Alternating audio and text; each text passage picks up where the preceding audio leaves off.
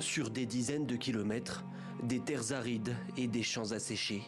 Dans ce village perché du royaume montagneux du Lesotho, à la pointe sud de l'Afrique, Daniel Fofolo arpente son champ désolé, arrachant des racines mortes cramées par le soleil. Il y a encore peu, ce potager nourrissait sa famille et produisait assez de légumes pour se faire un peu d'argent au marché. Mais cette année, la sécheresse a transformé sa terre en poussière. J'ai déjà planté une rangée de légumes, une rangée de pommes de terre, mais elles ne poussent pas parce qu'il n'y a pas de pluie. Mon autre problème est que je n'ai pas d'argent pour acheter des semences. Une sécheresse dévastatrice liée au phénomène mondial El Niño. En juillet, le gouvernement a déclaré l'état de catastrophe nationale. Près de 80% des habitants du Lesotho dépendent de l'agriculture de subsistance.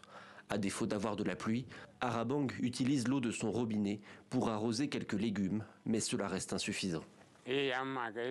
Oui, je crains qu'un jour les enfants aillent se coucher sans manger, surtout si la situation continue comme ça. Cela arrivera, ils dormiront le ventre vide et ils iront à l'école sans manger.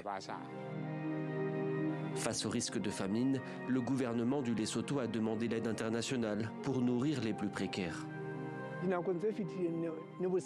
Le Lesotho compte environ 2 millions d'habitants, dont quelques 700 000 souffrent de la faim.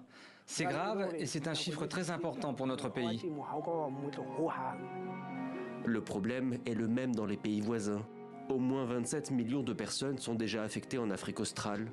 Et selon le PAM, le Programme alimentaire mondial, la situation devrait encore empirer.